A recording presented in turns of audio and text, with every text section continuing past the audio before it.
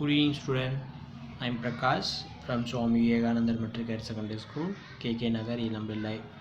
Now I am going to discuss about plus 2 computer science for chapter 12 structured query language in the class la start பண்ண போறோம். So previous class ஓட நம்ம என்ன discuss பண்ணிட்டு இருந்தோம் அப்படினு பார்த்தீங்கன்னா நம்ம up to chapter level discuss பண்ணிட்டு இருக்கோம். என்ன டேட்டாபேஸ் கான்செப்ட்ஸ் டிஸ்கஸ் பண்ணோம்.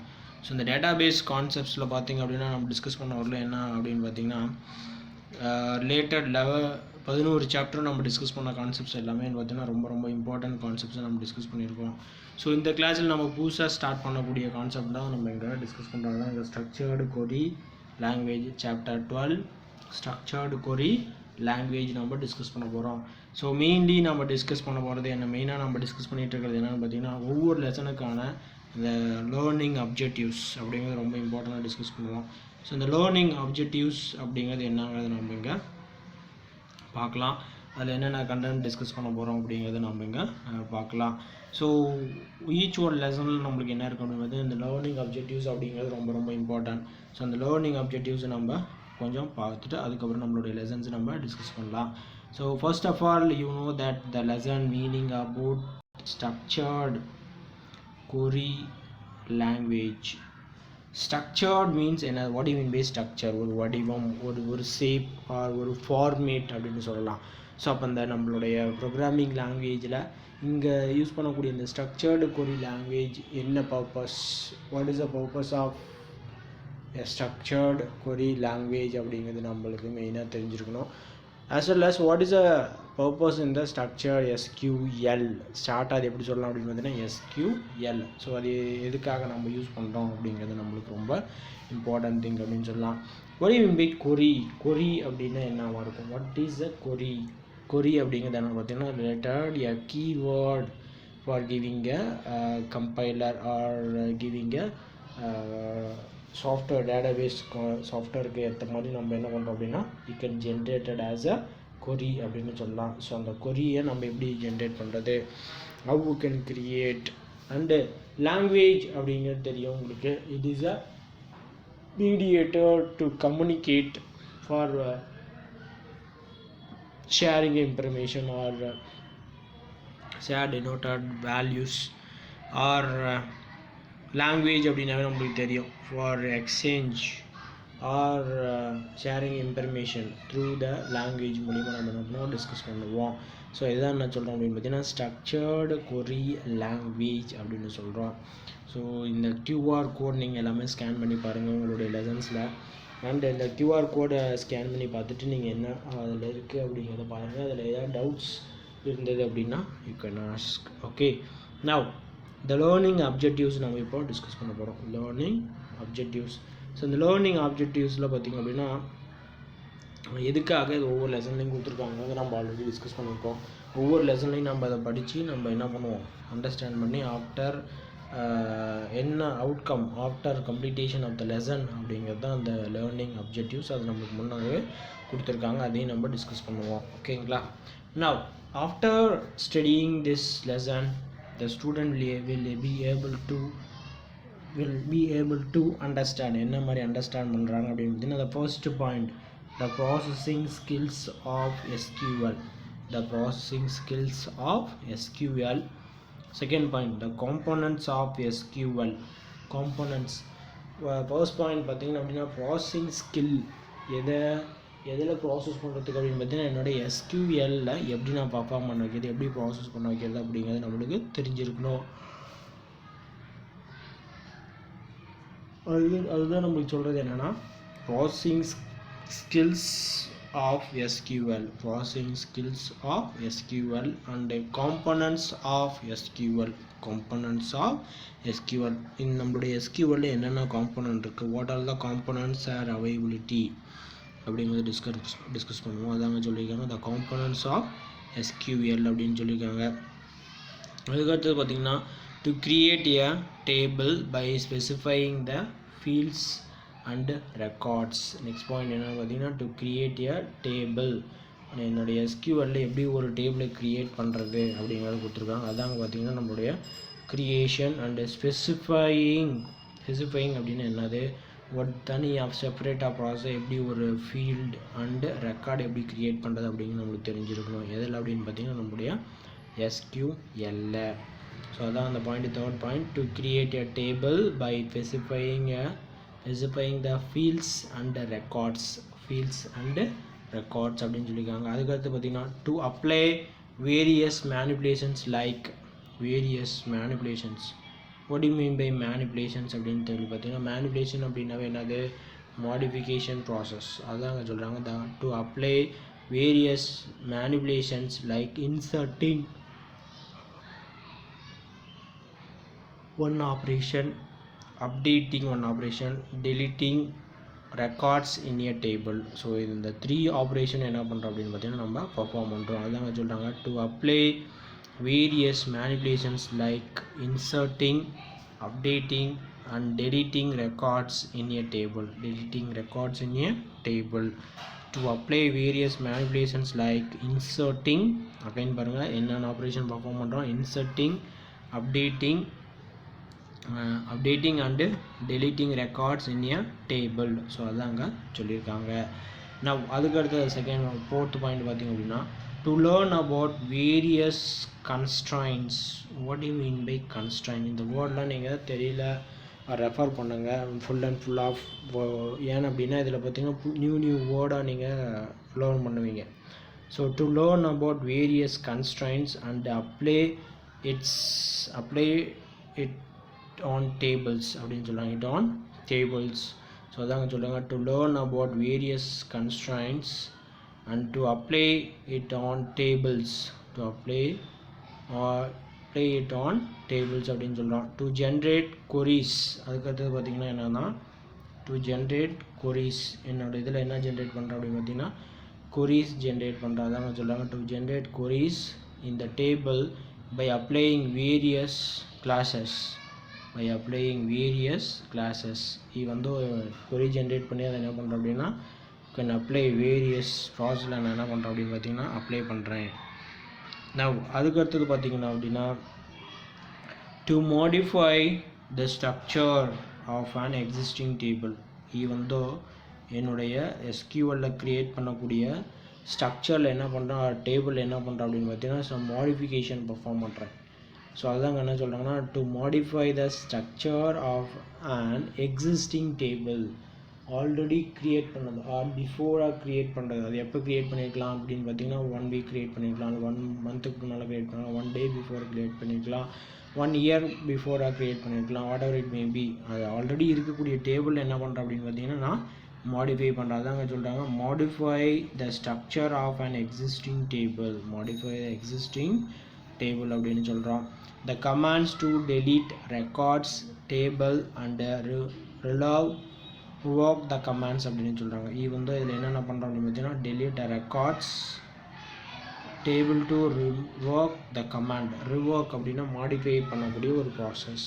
ஸோ இந்த பாயிண்ட்ஸ் எல்லாமே என்ன அப்படின்னு பார்த்தீங்கன்னா எனக்கு தெரிஞ்சிருக்கணும் அப்படிங்கிறத சொல்லியிருக்காங்க. நான் அதுக்கடுத்தது பார்த்தீங்கன்னா introduction to SQL.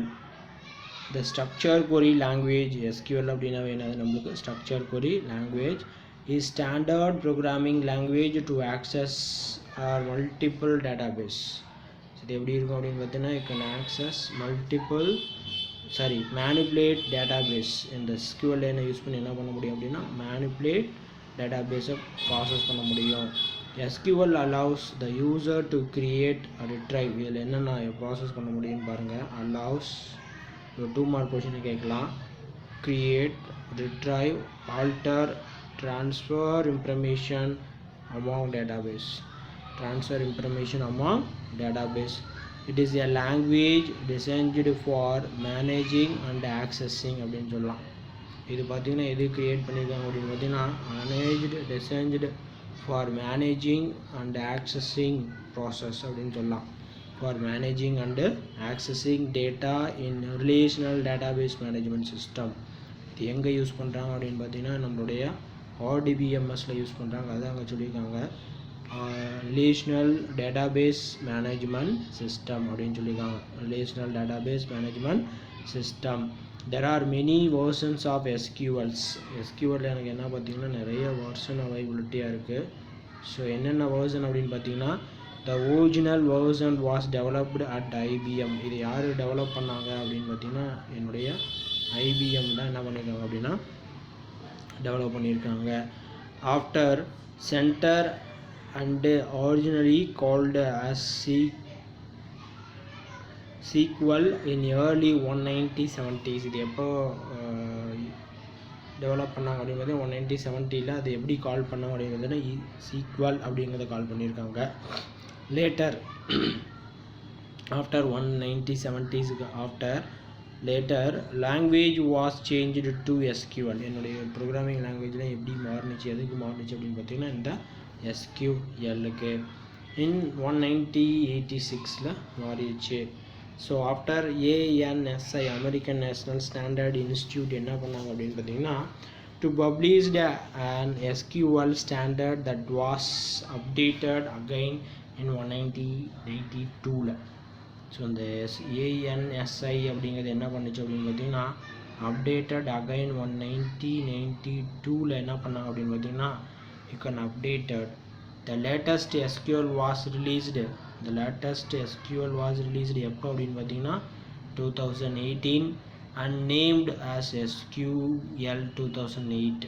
and SQL was released in 2008 and named as SQL 2008 அப்படிங்கிறத ரிலீஸ் பண்ணாங்க. now itself பொருள் என்ன யூஸ் பண்ணிட்டு இருக்காங்க அப்படின்னு பார்த்தீங்கன்னா SQL 2008 தான் யூஸ் பண்ணிட்டு இருக்காங்க. latest SQL standard as now is SQL. now என்ன யூஸ் பண்ணிருக்காங்க அப்படின்னு பார்த்தீங்கன்னா, என்ன சார் 2020 நடக்குது, இப்போ அதே தான் யூஸ் பண்ணியிருக்காங்க அப்படின்னா இட் இஸ் ஸ்டாண்டர்ட் ஃபார்மேட்டாக கொடுத்துருக்காங்க.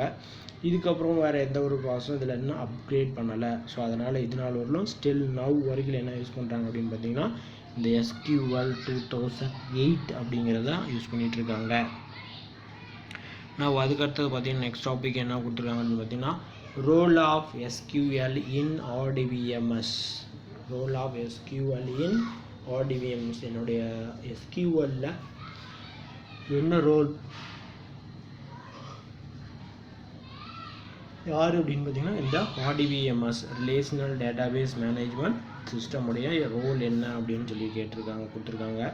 ஸோ ஆரக்கிள் இதில் என்னென்னு பார்த்தீங்கன்னா Oracle MySQL MS SQL server IBM DB2 and Microsoft Access are RDBMS packages.